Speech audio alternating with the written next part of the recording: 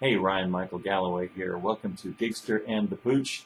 And we're back to start our conversations and take you through a bunch of stuff that we know about the indie music business and the music business in general. Hey, Pooch, how you doing out there in Philadelphia, man? I'm doing fine. All right. Good to see you. Glad we're Yes. finally getting to talk about all this stuff. I'm excited. Yeah. Maybe we can keep some people from getting screwed. What do you think? It sounds like a good idea. I know that's what you've been doing for years, is living that. And Yeah. so, a little while ago we were talking about the state of the industry, and maybe it would be a good place to start. There's a couple different entities out there that are playing all kinds of games, and there's legal stuff going on at the congressional level, and lots of lobbying and all kinds of crazy things about how music is distributed, how the money comes in, who retains rights, how stuff gets shared. I mean, it's crazy out there. Oh, Maybe, there's tons of stuff. You have a few hours? yeah, well, unfortunately, well, yeah, actually, we got all the time we want. We just have to break it up, right? Which is kind of the idea of this program and what we're doing. So that's not a problem, but we'll break it up into Well, where pieces. do you want to start? So why don't we talk about the major labels first, and then we'll go into the radio networks. And Okay, I mean, well, there's all kinds of stuff happening in Congress now. so what's happening with the major labels that affects us as indie musicians and/or the record business itself? I mean, boy, you and I have seen everything turned upside down. Let's tell them about it. Yeah, I've been in it 40 years, and the last 2 years, it's been like a total inversion. I mean, it's just like, okay, I think I'll wake up now and this is a new world or something. It's very strange right now. What everybody hears, and you hear what you're told to hear. Yeah. Basically, the RIAA has their lobbyists and stuff, and we hear the way the music industry, and it's going downhill. Nothing's selling. Everything's a mess. The world's coming to an end. In actuality, since 2005, more money has come in.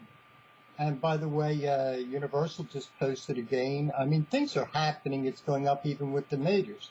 But they got a long way to go because it's a mess.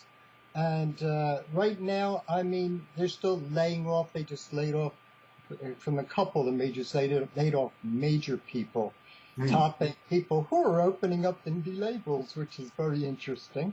How about And that? that's why, and the great thing about that, and this is pretty late, since these major people already had, they could reach into the radio stations with what to play because they've dealt with them as indies are getting stuff played.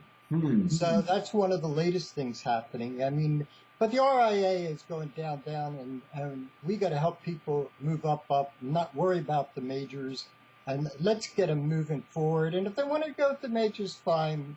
We'll protect them beforehand. So I got a question that I think might be kind of interesting for us all to know, and that is, we talk about, well, I talk about the labels almost monolithically in my website, we don't need no stinking record company.com. But the fact is, there is a breakdown. You got the majors and you got what are now called indie labels. Now, wait a minute, I thought indie were just musicians that were putting out their own records or starting their own record companies. So what is the threshold, or what is the definition in your mind? What makes it an indie label and a major? Okay, well, an indie label is just a label that's not a major. There's large indies, there's medium indies, there's small indies, there's artists with their own indies. In other words, you're not going through the major labels. That's all basically indie means. I mean, Okay, so in other words, like you might have something like Reprise Records or Geffen or something like that, and those are tied to the uh, ma- one of the they're top three or distributed four. Yeah. So, but the indie labels are not tied to those top three or four major labels that own all they're the other places. distributed independently, or they're done by themselves through the TuneCores and the CD Babies and the Reverb Nations and stuff. Have you seen majors attempt to launch something that looks like an indie label? Oh, they try it. Well, what the old game was through the years, whenever there was few indie labels popping up, the majors would buy them. That's what happened through the past. Okay? That's why you started an indie label back Nowadays, then, yes. way too many, and a lot of indies, a lot of artists don't want to go with the majors because they can make so much more money without going through the majors. You know, especially the ones, there's a ton of major artists.